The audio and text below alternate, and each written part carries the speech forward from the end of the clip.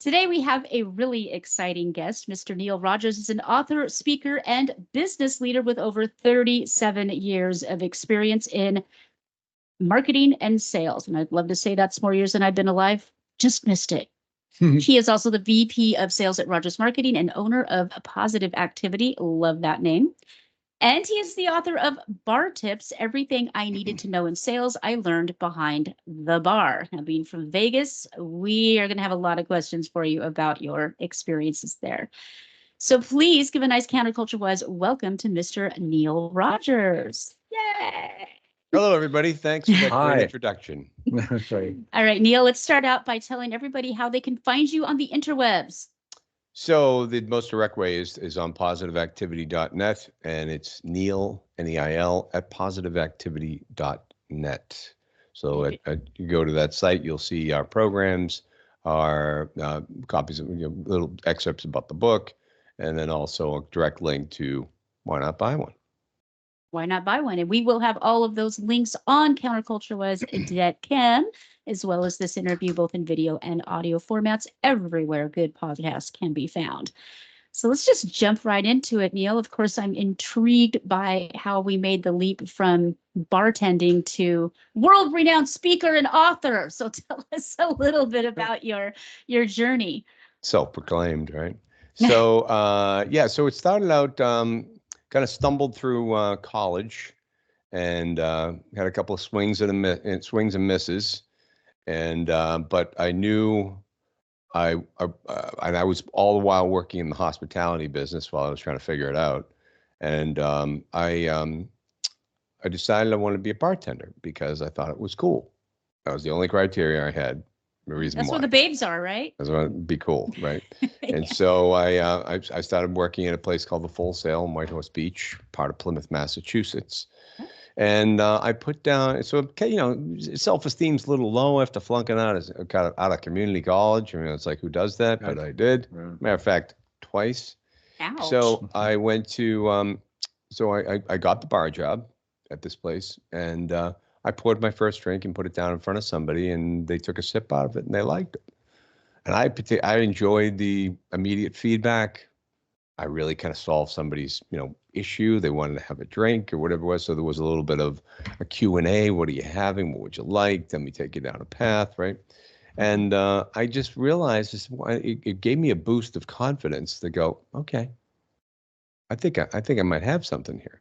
But I also knew, at least over time, I didn't want it to be my life's work. I mean, not that I have anything against bartenders. They're some of my favorite people and still are. And so we stay in touch. I stay in touch with a lot of guys and gals that we worked with years ago. As a matter of fact, I married one. So, but trying to figure out what the next move was going to be, people would just say, Neil, with your interpersonal skills, I think you could be great in sales. Okay, maybe I'll give that a go. So now I still got to solve problem number one. I need the degree, right? So I developed a simple process to become a good student. There's a few things that they like. They like you to show up. Did you ever? There is that, yeah. Imagine that. Imagine the audacity I would of say wanting you as to a show teacher, up. that is my number one directive is please at least show up. Show up, ask questions, do the extra work. If there's office hours, go, make sure you go, give it a try. And so all these little things I was doing, and I became a 385 student. There you go. I mean, basically, it sounds like sales, doesn't it? Mm-hmm. Active Pretty much. listening, Yeah. taking notes, Mm-hmm. or trying to understand what the underlying theme is, or what he or she is talking about, what's going to be on the test, listening for that stuff to know what's going to be on there. And so I wound up graduating. I was 25 when I finally graduated, but it was bits and pieces and a few classes here, a few classes there. And then I started right out in the world of sales, and basically I was bartending on the road. I just showed up. I was well presented. I had great organizational skills, all these types of things that I learned by being in the hospitality business. I knew how to greet people. I knew how to talk to people, and I knew how to dispute resolve. and I could really understand. I really understand people. I mean, to this day, I can be in a restaurant or bar and know who the crazies are and who to stay away from. So it's like you never forget those things. So yeah, so that's how it all started, and it just then and when I thought back on it, and, this whole book thing was a COVID project. Lori and I had already started putting together the positive activity programs, but they, I just started piecing it together, and I thought about one of the things that set me on this direction was when my daughter was honored here I live in a golf community here in New Hampshire, and she was honored on campus from the chamber as being one of the hot people to look at under 30. The chamber, they've got an award for everything. Yeah. Right. So the guy who brought Five Guys Burgers to New Hampshire was the keynote speaker. Probably. And I loved him. I mean, he was, I'm a nuts and bolts speaker. When I tell people I'm coming, there'll be no acronyms. We won't be diving into anything. There'll be no corporate speak. We talk plainly, right? Mm-hmm. And that's what he Smart. was. And that's what he was. He was about that. And I was like, this guy's really intriguing. And he said his pre-meal, did you guys ever work in hospitality? Well, we're from Yes. Vegas, so Okay. Yeah. you're in So, Shaft, no quite matter a what bit, you do. actually. I'm sure pre-meal, you're going to get the gang together and talk about Right. what's 86, what's the special, what's the wine of the night, or whatever it is. Uh-huh. And then there's typically some sort of rah-rah speech. Let's go get him, hey, team, or something of that, whatever it is. And this guy's rah-rah speech was, we're not in the burger business. We're not in the fry business. We're not in the soda business. We're not in the shake business. We're in the hospitality business. Mm-hmm. Right. And I looked exactly. right to my wife and I went, I've never left the bar business. Nope. I've been bartending on the road for 30 some odd plus years. I And love that. And that's I how love the that. concept kind of came together. And that was kind of retrospect because that was 4 years earlier I had heard that speech, but it everything just flowed from there. Just thinking about things, what made me successful in sales, what made me successful. I mean, did I learn that as a bartender? Yeah, I did. And that's why it's key, Right. But I mean, but they're all simple concepts. Mm-hmm. They're the breadth. So one of the ways into the talking about the book is I talk about breath, right? Breath. Why, it's so the most natural thing that you can do. But I'm a yoga guy, and Mm-hmm. all throughout the class, you know what the instructor's always telling you to do? Breathe. Breathe. Yep. Your deep breathes, so the deep breaths or, and whatnot. And then there's different types of breath. So it's kind of like the breath of sales. It's not, it's not AI and it's not some sort of technology, CRM wizardry. Right. It's golden rule stuff. Mm-hmm. It's like, how do you want to be treated? When you're sitting there, and that's kind of how we do anything here. It's like, how would I want this deal to go? Right. I have a little thing I read, and it's, excuse me one second, I'll grab it real quick for you. In my journal, it's in here today. It might have got left in Plymouth.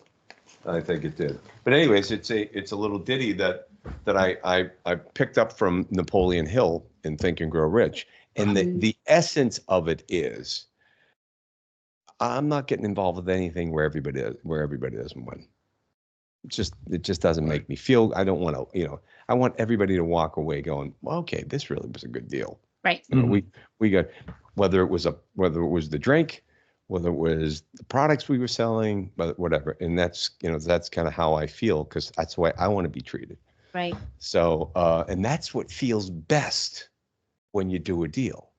Yeah. You do a deal and it's like, they got this all worked out. And it's not even always about pricing or whatnot, but it's about value, right? Right. You give them value. Bartending and sales are very similar in that if you don't look at your customer as a sucker or a rube, but you see them as a human being, and that's who gets the big tips in bartending, when you make that personal connection, and when you want everybody to win in an exchange, whether you're selling vacuum cleaners or books in the back of the room after your speech. If you see everybody as a person, and I think we've lost a lot of that in today's society. And I'm sure, I think in one of your interviews, you said that this particular book was a COVID project. Yes. And I know a lot of us, because I also wrote a book about networking, a lot of us have lost the ability even to get into conversations with people. So as you were working on this book and you were facing probably a lot of isolation, how did you deal with that? How did you incorporate that into your book? Oh, it was interesting. It wasn't easy for me. I mean, I know it wasn't easy for anybody, but you know, when you thrive on the energy of other people, it was a real challenge. Yeah, the it was. extroverts really got us. Introverts, we were like, this is great, this is fine, but extroverts really got hit. My sister is an extrovert, and man, was she hurting. She was so hurting because that's where all of her energy comes from. And yeah, it was pretty tough. So you powered on through this. So how did you compensate for that lack of human interaction? I would reach out. I would. There you One of go. the things that I do. Pardon me. I guess I left my journal down. I have a place in Plymouth, Massachusetts. I must have left my journal there. One of the things I do is I have a daily reach out or random act of kindness. I love So, that. and if it's somebody, especially during COVID, I mean, everybody was feeling crappy, right? Yeah. So it's like you send them a text. I would send texts, right? I don't want to interrupt them. I don't want to get somebody when they're on the phone, when they're not prepared or not ready or doing something else. I would send a text. How you doing? That's it. Invariably, I'd get a call back. Oh, there you go. You know, and it's just like, so I did a lot of that. By Thursday night, on Tuesday night, by Tuesday, my sister-in-law was contacting me. What's the menu for Saturday night? Because we would leave here, we go down. My sister, my brother and sister-in-law live right around the corner, down in Plymouth, and we would prepare a meal every week. I love that. Just start thinking about it. What do we plan? All right, I'm going to make this sauce or whatever it is. And then I would leave here on Thursdays. I'd stop at a buddy's restaurant in Watertown, Mass. On my way down, I'd just have a salad with him and kind of give him some support. I'd buy something or whatnot, not spending a ton of money, but it was just the gesture. Right, and then exactly. Right. And then I got down to Plymouth, and every Thursday night, this one restaurant downtown had music, and they said, "The heck with what was it, Charlie Baker? I'm having singers. We're gonna sing." There you go. There you So go.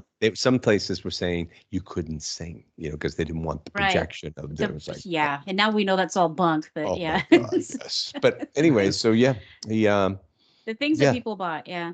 Yeah, so that was and so when we go down there, one of my buddies, one of my old bartending buddies, he stayed with it. He was a bartender for 47 years, and he retired after COVID. He got out of daily bartending. He's still doing some function work, and so he would come down, and the last place he worked at was a union job, so he was getting unemployment.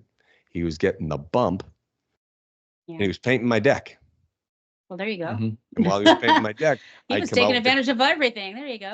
I'd come out with the concepts of, with the book where, hey, Phil, what do you think about this one? Oh, yeah, of course. So, and that's how we just went back and forth. And so I was getting confirmation on the fly. Nice. Yeah. Well, what would you say is your number one bar tip for the novice who thinks they want to get into sales, but isn't exactly sure where they should start? Well, the number one, because the one thing that I want them to, so there's like two sides to that. It's as you get in, you need to be able to converse with people. So, however, I do things like when you go for a walk, when you're taking your dog for a walk or whatever, you say hello to everybody you meet. And don't expect everybody to say hello back to you, right? Just say, hey, good morning. How are you? How's the day going? Beautiful out. Whatever the simple things are. The other things is to I sit a lot. I always sit at a bar or my wife and I both. We're going out to dinner when we sit at the bar or at the counter. is typically people who sit at bars and counters, unless they're alone, are up for talking. They're up for, you know, some socializing. So Even when Right. they're alone, yeah. We've met the nicest people sitting at the bar. Yeah, waiting true that. for our I mean, how table. about the people you meet at the Yeah. bar at the airport, you know, it's like, so, Right. but the thing to do, now here's the trick. This is and this will be a downloadable thing from my website before long. The Awesome. trick is, you want to practice actively listening.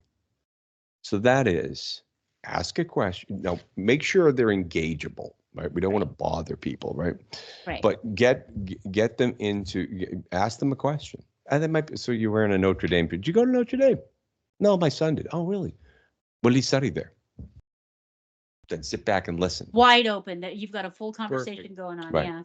Don't say a word. Do not resist with every fiber of your being to interrupt them, to talk over them, and please don't one better them. That's a tough one because people always want, especially when they start talking about their pains or their ailments or whatever, you always want to say, oh, you've got it bad. When you go into the But this is the stereotype. practice, right? We're Yeah, trying to teach right. somebody something, right? So, Yeah. so one of the guys that I worked with, and we're friends. We were friends before, and we're still friends. He had some classic lines, and this one came from his father. His father was an attorney in the Boston area, and he would tell his his clients, never avoid an opportunity to keep your mouth shut. Amen. Right? 2 ears, 1 mouth. 2 ears, 1 mouth. Yeah. And you have to. I mean, it's a practice. It's not easy. You do want to contribute. I want to contribute. I want to tell you something, but hold on. At least for that period of time. Do it for 15, 20 minutes, whatever it is a day, or whatever you're thinking. Or just, when you go in any cashier, or you've got some time, just ask her a question. Listen. So those are the things. So now you're warming up. And by the way, if they have never worked in the hospitality business, I would recommend working in the hospitality or a retail job or something where you've got people coming into you every day, the general public, and you've got to deal with them. They're going to have problems. I just recently mentored this young man. Never met him. I'm not even sure we were on a Zoom call. We just did phone calls. But I met his mother when I spoke at my brother's funeral. She goes, I was speaking about how I was mentoring this guy in Toastmasters that I'm involved with. We're And Toastmasters as well. Oh yeah, isn't it great? Yeah. Years. I mean, that's like, there's another thing. Go to Toastmasters. Yeah. Definitely. Yeah, go to Toastmasters. Oh, I don't know. Well, if you can't speak in front of in 14 people in the front of a room that are friendly, that are there to help you, you're gonna have a challenge standing in the boardroom trying to make something happen. So It's nice to have a place where everybody has a shared goal. And that's rare these days. So I highly recommend Toastmasters. Absolutely. So so those are the types of things that I would go right out of the gate. When you get going, I mean, obviously there's things in the book we talk about that they're all simple. So I really can't, it's hard to pick one because attitude, aptitude, and ability. Like it. Right? So appearance, attitude, and ability. Right. I know different places are different ways in terms of dress. I get it. But at least be on the top of what's acceptable. Be clean, be beard trimmed, or you're clean shaven. I tell my son this all the time. I tell my son this all the time. Because he's a lot on air and whatnot, and I said, Cam, and I never see him do this, but I see some of these guys on TV and they haven't shaven. You know what? It may seem cool. It's not cool. I mean, I'm not when you're carrying a beard like you, Jim. I'm talking about, just your scruff. Sure. You got an 18, you got a 48-hour growth going.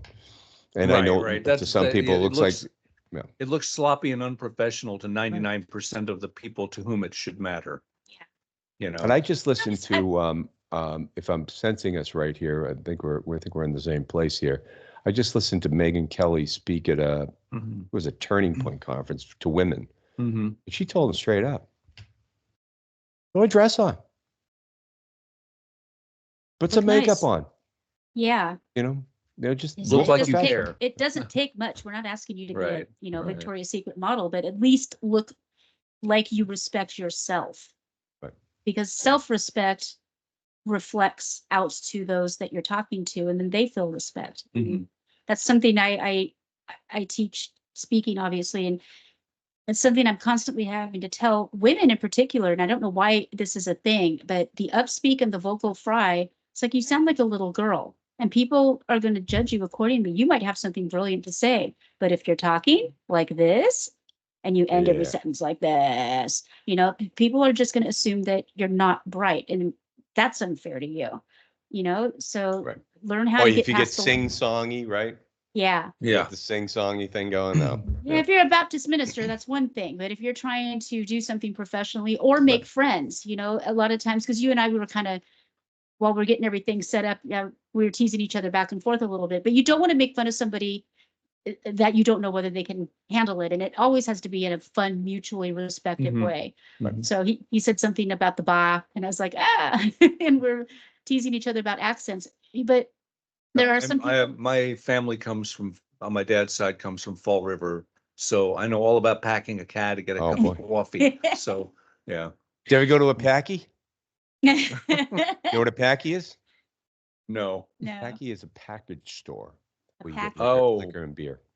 But That it's a sounds like Packy. something an Aussie would say. My brother lives in Australia, and they have brekkie, and Right. everything is truncated like that. It's hilarious. And my baby brother is the only person I know who can tell a joke with a Welshman, a Scot, and an Irishman and an Aussie, and can do all of the accents, and they're so completely distinct you can tell which is which. He's brilliant. He's got a great ear.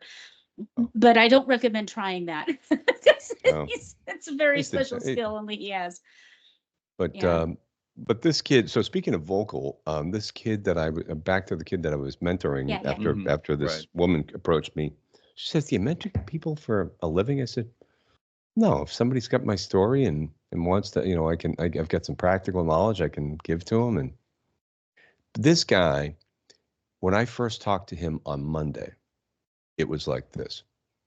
Yeah, I got an interview at 12:30. Ooh. By Friday, when he was walking into Sorry. his real life interview, Mhm. it all changed. Picked up. You got him that Nice. quick. I got him quick.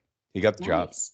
Nice. When I Outstanding. talked to him on Thursday, and this was the final piece, because he got through the I had him check. I had him. I said, "Here's what I want in front of you. What do you know about the company?" "I don't know anything." Not much." "Okay." And it was more along like the not much. "Okay.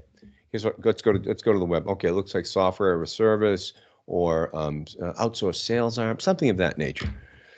Now, what did you do? You have ChatGPT? He goes, "Yeah." "All right. Do a workup on the company. Right. Just have it in front of you. Who's the CEO?" "All right. Greg Casale's the CEO. Let me see if I'm linked into him." "Yeah, I am once or twice, once removed." "Too late for that. We're not going to get that. But let's have him in front of you too. Do a workup on him. And then I want a blank piece of paper. Now, I want you to go downstairs. I want you to get in the shower. I want you to shave. I want you to put on a crisp shirt if you've got one, but as nice a shirt as you can put on. Be dressed. Don't be in shorts. Just be ready to be professional." I said, Isn't it sad we have to tell the youth of today to put on clothing to go to an interview? I mean, and these are all reminders. He might have done it on his own. Yeah. I don't know. But I mean, it's like, but these are the things that, these are the things that I can tell him that his father probably is already telling him, but he's not listening to him. He won't listen to his dad. Yeah, that's Right. true. So anyway, I said, "Were you an athlete?" He goes, "Yeah." I said, "What sports did you play?" "Basketball and football." I said, "Great. Those are my sports too." I said, "Consider this a rep. You want this job. You want to have the option to say no. So get competitive, get into it, right?" And so he went through first phase. Second phase was to do a pitch over the phone or over Zoom, and the third phase was to go in and meet with the in-person interview. And I said, when I was talking to him on Thursday before the in-person interview on Friday, I said, "Tell me more about you. What did you do as a kid? What do you?" So he goes, "What'd you do for work?" He goes, I worked at Friendly's. Now, Friendly's, for context, is an ice cream shop, but you Oh. can get a burger there. And I said, "What did you do there?" He goes, "I was a server." Ah, you were a server. Marvelous. Hospitality. Now you're in my wheelhouse. So There we now, go. somewhere along the line, the burger came out cold, the fries didn't show up, the shake wasn't done right, or so, and you had to resolve that. You served people, you greeted them, you sent them off, right? And he put that into his thing. I said, okay, now tomorrow I need you there 15 minutes early. Mm-hmm. And if you get there 25 minutes early, I want you to sit in your car. And by the way, put on your suit and whatnot. His mother went out and bought him a nice new suit. And I mean, got tailored. Good. She Good mom. spared no expense. And then I said,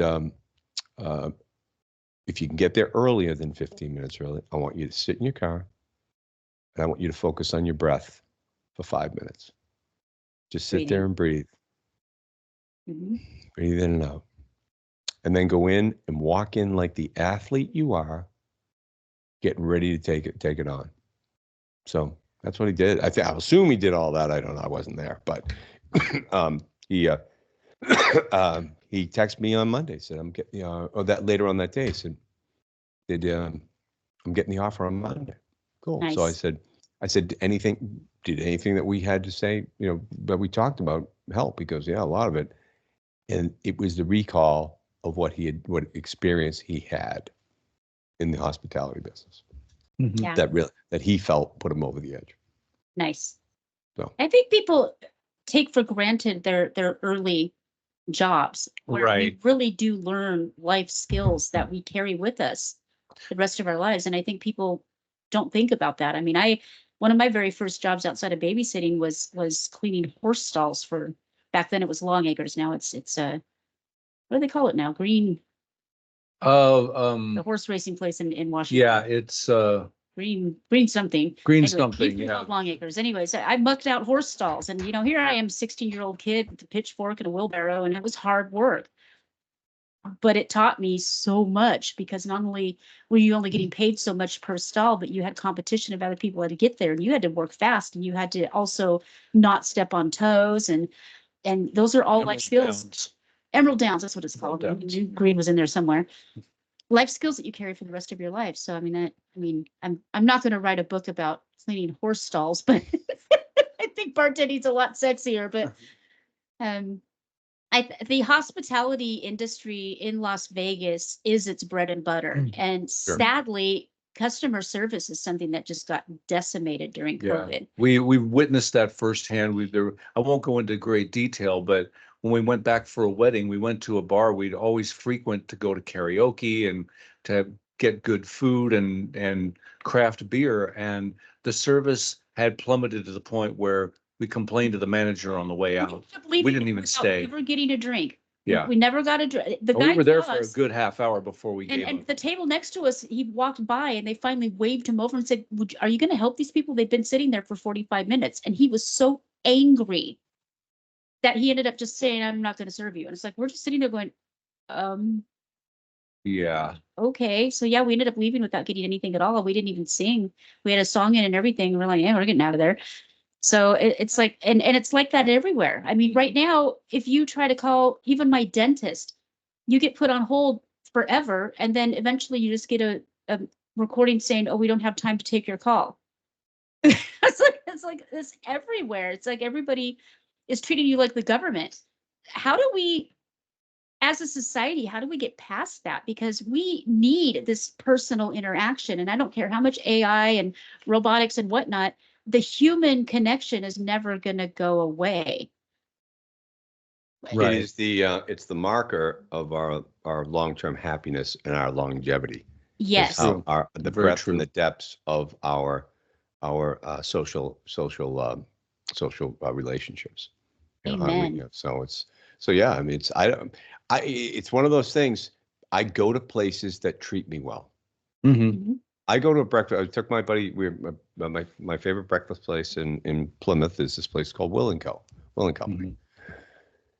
I go there because the waitresses are nice and the waiters are nice. Mm-hmm. I don't want to eat eggs every weekend. but I want to just go and chat with them, and but the back of the house people are not very friendly, but Okay. I don't care. The front of the house people are great, so that's what So you need them, yeah. yeah. Yeah, and what I tell people is that that's the most fun you can have. When again, if you've got a symbiotic thing going with, a bartender has what, half hour to 45 minutes, maybe an hour to get a relationship with somebody. Mm-hmm. But when you get that, it's like, well, I'm making these people's day, and you know what? They're kind of making mine too. And so that's what I call hospitality happiness.